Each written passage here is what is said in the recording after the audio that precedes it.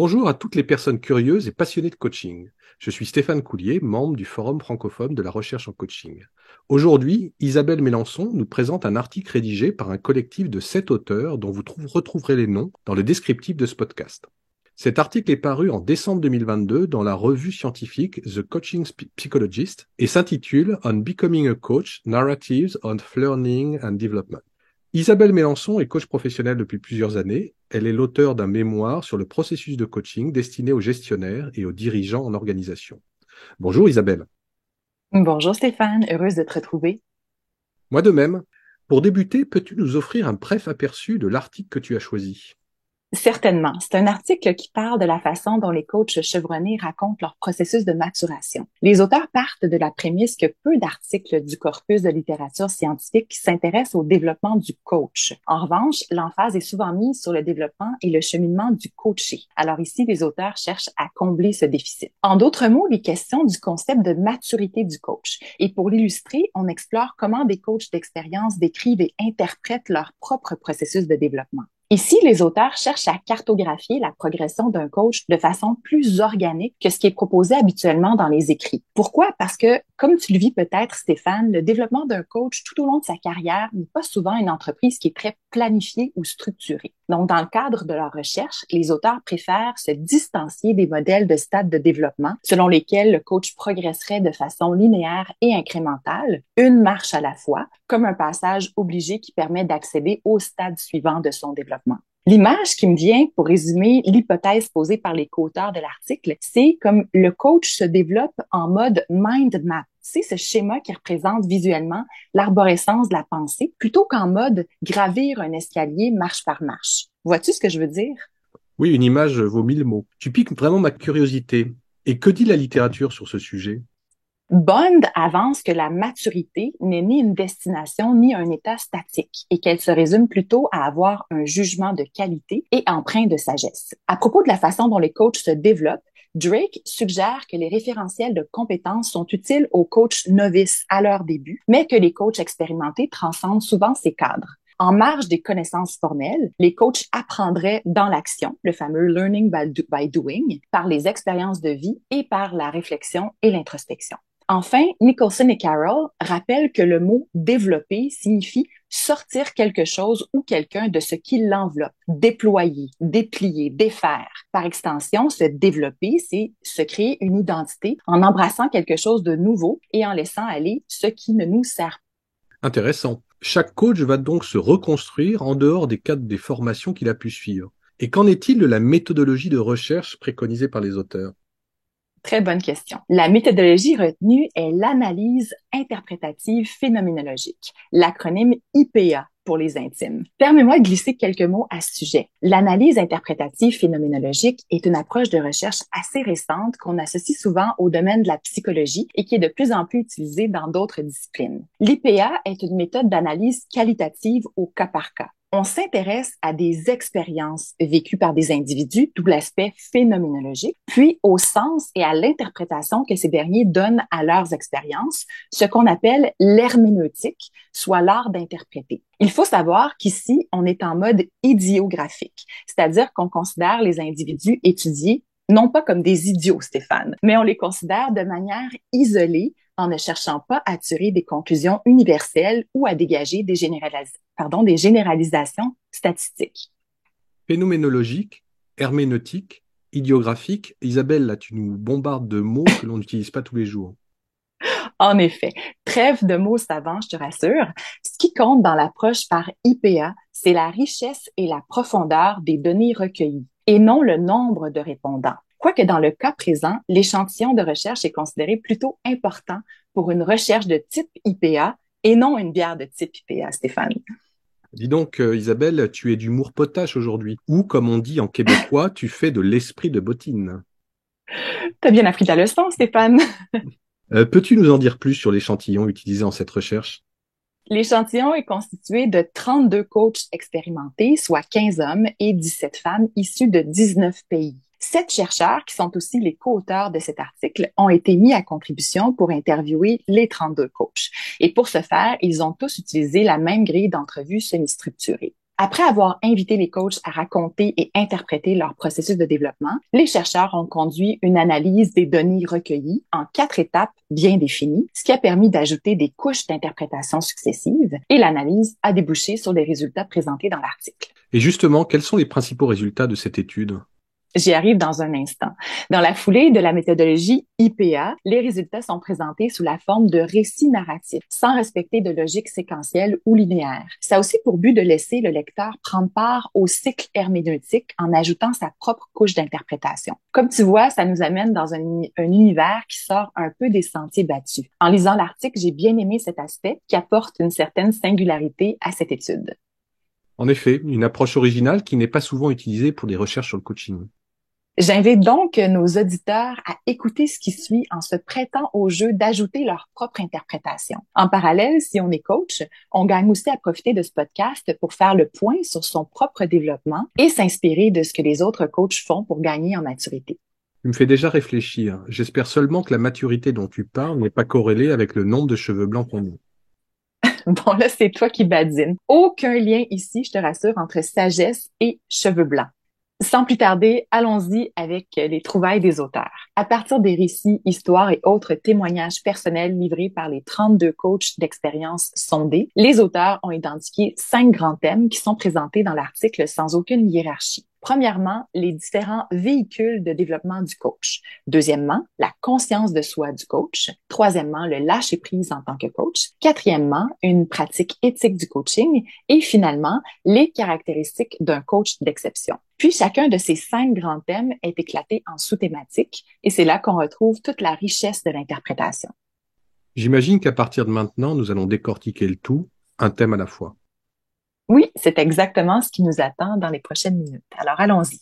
En premier lieu, il existerait 7 types de véhicules qui faciliteraient le développement du coach et sa montée en maturité. J'invite donc nos auditeurs à faire l'inventaire des véhicules qu'ils conduisent déjà et d'identifier ceux dont ils souhaiteraient prendre le volant.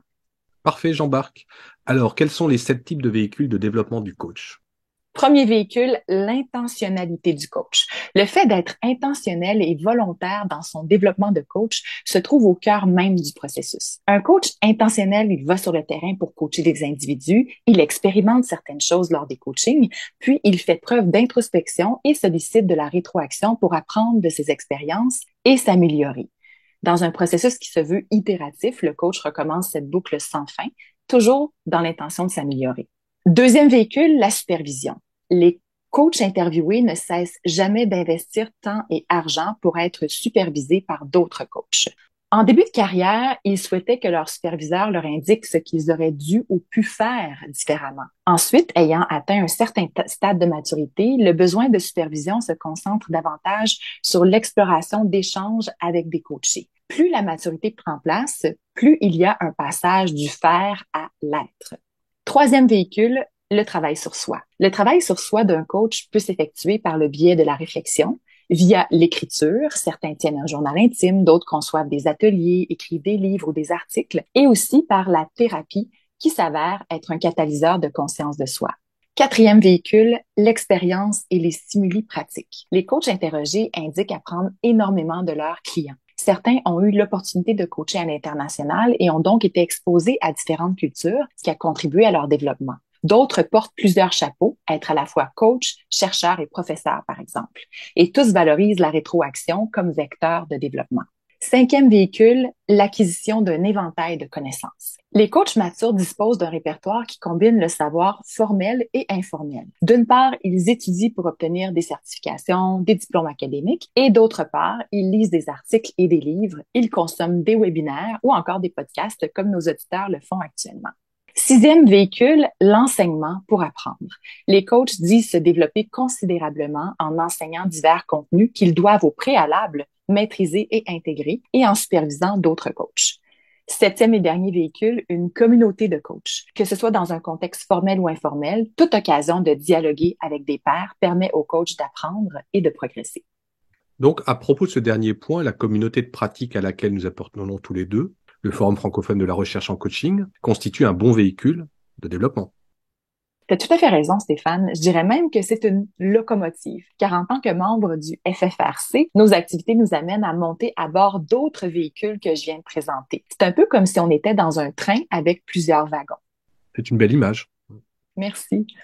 Et qu'en est-il du deuxième thème qui regroupe les histoires entourant la conscience de soi en coaching? C'est une autre section riche de l'article. Cette fois, 6 formes de conscience de soi ont été soulevées par les coachs et je vais les présenter brièvement. En un, on retrouve la conscience dans le moment. Un coach interviewé la compare à l'éclair qui frappe et qui crée des ouvertures chez soi et chez l'autre, les fameux aha moments. Dans ma pratique de coach, j'ai déjà vécu ces moments de révélation ou de découverte et c'est effectivement très percutant et puissant. En deux, la conscience intuitive, qui est une forme d'écoute active qui influence le processus de coaching et qui amène le coach à faire confiance à son intuition. En trois, la conscience de la réflexion et du reflet de soi. C'est une conscience qui émerge quand le coach se questionne lui-même. Par exemple, il peut se demander, dans le passé, comment je m'y prenais face à telle situation? Quelle approche je préconisais? Et aujourd'hui, qu'est-ce que je fais différemment? En quatre, la conscience des frontières, les nôtres et celles des autres également. Par exemple, un coach pourrait remarquer qu'il en prend trop sur ses épaules en coaching, qu'il veut trop, qu'il en ferait trop et qu'il gagnerait à installer des limites. Ou encore, pour ramener le concept de coachee readiness dont on discutait tous les deux au podcast numéro 12, un coach pourrait constater que son coaching n'est finalement pas prêt ou disposé à changer. En 5, la conscience générale et systémique. C'est donc une conscience plus globale. Quelques coachs ont mentionné être alertes à certains signaux, comme l'énergie qu'ils irradient en coaching et leurs propres réactions physiologiques, qui s'avèrent être des sources d'information. Avec la maturité, ils apprennent aussi à détecter ces mêmes signaux chez leurs coachés. Et en 6, la compréhension de soi, qu'on associe à l'intention du coach de s'améliorer. On accède à une meilleure compréhension de soi par la rétroaction, donc un feedback de soi à soi ou provenant des autres, par les expériences de coaching et de la vie courante, ou encore par l'exploration de ses angles morts. Prenons l'exemple d'un coach sur le point de demander quelque chose au coaché ou de lui partager quelque chose. Pour s'assurer de la pertinence de son intervention, il gagnerait à comprendre ses propres motivations, puis à se demander si ce qu'il s'apprête à dire sert vraiment le client. Merci Isabelle pour ce tour d'horizon qui décortique les différentes facettes de la conscience de soi en coaching. À présent, peux-tu élaborer par rapport au troisième grand thème qui s'articule autour du lâcher-prise? Certainement. Au dire des auteurs, le lâcher-prise serait l'expression d'une certaine maturité chez un coach. Et selon les récits recueillis, le lâcher-prise peut se manifester sous 3 formes. Primo, lâcher-prise en se distanciant des modèles, des processus et des théories. Chez les coachs d'expérience, puisque l'intégration de divers outils et processus de coaching s'est opérée au fil de leur application répétée, ils ont tendance à délaisser la théorie pour se faire davantage confiance. Ces coachs incarnent une vision plus holistique de leur accompagnement. Donc, plutôt que de suivre une technique, le coach crée un espace où ce qui est intégré en lui côtoie ce qui est nouveau, puis il laisse le tout influencer comment il coach. À cet effet, Isabelle, j'en profite pour te signaler qu'il y aura prochainement un podcast sur le concept de coach éclectique qui rejoint l'idée que tu viens de nous partager. Merci pour cette primeur. Revenons au lâcher-prise. Donc, la deuxième forme de lâcher-prise que l'on retrouve dans les récits est de laisser aller l'ego. Plus les coachs deviennent matures, plus ils semblent prendre une distance face aux besoins de leur ego. On peut penser au besoin d'avoir raison, au besoin de dégager une certaine image ou tout autre besoin qui nous éloigne de l'authenticité de l'être. Enfin, la troisième forme est de lâcher prise sur ses intentions cachées et son identité. Les coachs interviewés débutent leur session de coaching avec un canevas vierge, donc sans objectif ou agenda caché. Néanmoins, dans un processus de coaching, le coach demeure animé par une volonté d'amener le coaché à découvrir ses angles morts et à jeter un nouvel éclairage sur les situations. J'aimerais mieux comprendre comment nous pouvons lâcher prise sur notre identité. Effectivement, ça peut paraître paradoxal. Ce qui est discuté dans l'article, c'est le fait que le coach qui gagne en maturité apprend à délaisser une partie de son identité personnelle et ou professionnelle. Pour ce faire, il adoucit ou se défait de certains réflexes, préférences ou traits de personnalité. À titre d'exemple, afin de se sentir plus comblé dans sa vie, le coach lâche prise sur son instinct de compétition ou encore il délaisse son obsession à faire de l'argent. Des événements de la vie comme un divorce, un mariage, des problèmes de santé peuvent agir aussi comme catalyseurs de ce type de lâcher-prise dit identitaire. Ok, c'est noté. Maintenant, Isabelle, peux-tu expliquer brièvement le quatrième grand thème? Avec plaisir, c'est la pratique éthique du coaching. et le processus décisionnel qui l'accompagne. Les auteurs remarquent que parmi les 5 thèmes, c'est celui qui a été le moins abordé par les répondants, ce qu'ils qualifient de normal, car l'éthique en coaching en est encore à ses balbutiements. Tout de même, certains coachs ont souligné l'importance de prendre soin de soi en incorporant à leur routine des pratiques qui leur procurent énergie et bien-être, comme un sommeil régulier ou de l'exercice physique. On fait aussi mention de la présence attentive à soi qui est nécessaire pour évaluer si on est disposé à coacher. Pourrais-tu illustrer ce dernier point? Bien sûr. En guise d'exemple, un coach reconnaît avec maturité que certains événements qui se déroulent dans sa vie privée l'affectent au point de ne pas être à son meilleur auprès de ses clients en ce moment. Ou encore, un coach remarque qu'il s'approche dangereusement du point d'épuisement. Face à de tels constats, pour préserver son éthique professionnelle, il décide de prendre une pause jusqu'à temps qu'il soit dans un état plus propice à coacher autrui. Merci, c'est plus clair. Isabelle, je t'invite enfin à nous présenter le 5e et dernier thème. Le dernier thème regroupe les 4 caractéristiques d'un coach d'exception. D'entrée de jeu, les auteurs remarquent que les coachs d'expérience se consacrent en priorité à la co-création d'un espace sécuritaire et de confiance avec leur coaché. Pour créer cet espace, un répondant a confié qu'il se permet d'être de plus en plus vulnérable face à ses clients. Les coachs ont aussi indiqué que le recours au silence est une façon de favoriser l'émergence d'un espace sécuritaire, car ça permet au coaché d'être lui-même et au coach d'être présent à ce qui jaillit sans interférence. Petit aparté, Stéphane, j'aime bien cette citation de Jean-Paul Sartre à propos du silence. Chaque parole a une conséquence, chaque silence aussi. Je la prends en note, merci. Et pour revenir aux 4 caractéristiques associées à un coach d'exception et qui se singularisent donc par sa maturité, quelles sont-elles? En premier lieu, la présence et la connectivité. Pour imager ces notions, on fait allusion au concept du flow, qui est un état qui permet au coach d'être à la fois très focalisé et alerte, tout en étant relax et empathique envers le coaché. Certains mentionnent aussi l'importance de s'amuser et d'avoir du plaisir en coaching, notamment en se connectant à son enfant intérieur. En second lieu, mettre l'emphase sur la relation avec le coaché. On illustre cette relation par le fait de danser avec son client les yeux fermés, de sorte à voir des éléments qu'on n'aurait peut-être pas captés les yeux ouverts. Durant une telle danse, le coach s'éloigne des jugements préconçus et du mode résolution de problèmes pour demeurer dans l'ouverture, la confiance, la compassion et le ressenti de ce qui est. En troisième lieu, l'authenticité. Les coachs sondés ont dit être devenus plus authentiques au fil de leur pratique. Ils embrassent autant leurs forces que leurs vulnérabilités et leurs limites. Ils reconnaissent aussi que les défis, les peurs, les erreurs, les expériences douloureuses ou inconfortables de la vie les ont forgés et leur ont permis d'évoluer. Ils ont pris soin d'identifier ces événements critiques qui les ont forcés à cheminer et se transformer, puis qui les ont fait gagner en confiance et leur ont permis par la suite d'accéder à un autre niveau de coaching. Ce qui m'amène à la 4e et dernière caractéristique. Devenir coach, c'est aussi ne jamais arriver à destination. C'est avec humilité que les coachs chevronnés demeurent ouverts aux nouvelles expériences et ne cessent jamais d'apprendre, d'être curieux, de s'améliorer. J'aime bien l'extrait suivant basé sur les propos d'un coach interviewé. La différence entre un bon coach et un excellent coach, c'est le travail sur soi en continu et la prise de conscience que ce faisant, on sera simplement meilleur qu'hier, mais qu'on ne sera jamais réellement arrivé. Merci pour ce tour d'horizon, Isabelle. Je retiens que pour gagner en maturité, un coach doit travailler sur plusieurs fronts et ce, sans relâche. Emprunter divers véhicules de développement, travailler sa présence et sa conscience, lâcher prise à différents égards, porter attention à son éthique de coaching et j'en passe. Aurais-tu autre chose à ajouter, Isabelle? Oui, simplement le fait que je suis reconnaissante d'avoir eu l'opportunité de présenter ce podcast, car en plus de vulgariser et traduire l'esprit de l'article On Becoming a Coach, j'ai pris part à l'approche herméneutique retenue par les chercheurs, car j'ai dû interpréter des extraits d'entrevues insérés dans l'article et établir des liens. Bref, une expérience bien formatrice et enrichissante pour moi. Et pour terminer, comment penses-tu que cet article puisse être utile aux coachs? En tant que coach, on aspire à grandir en connaissance, en sagesse et en maturité. Donc, je trouve que c'est un article à la fois stimulant et rassurant. D'une part, on brosse un portrait de ce qu'on peut faire concrètement pour croître et s'améliorer de façon non linéaire et on nous inspire des bonnes pratiques de coach. Et d'autre part, on nous rappelle l'importance d'être présent à l'autre, de faire confiance à notre ressenti et surtout de toujours demeurer humble face au processus de coaching et aussi face à notre développement personnel et professionnel.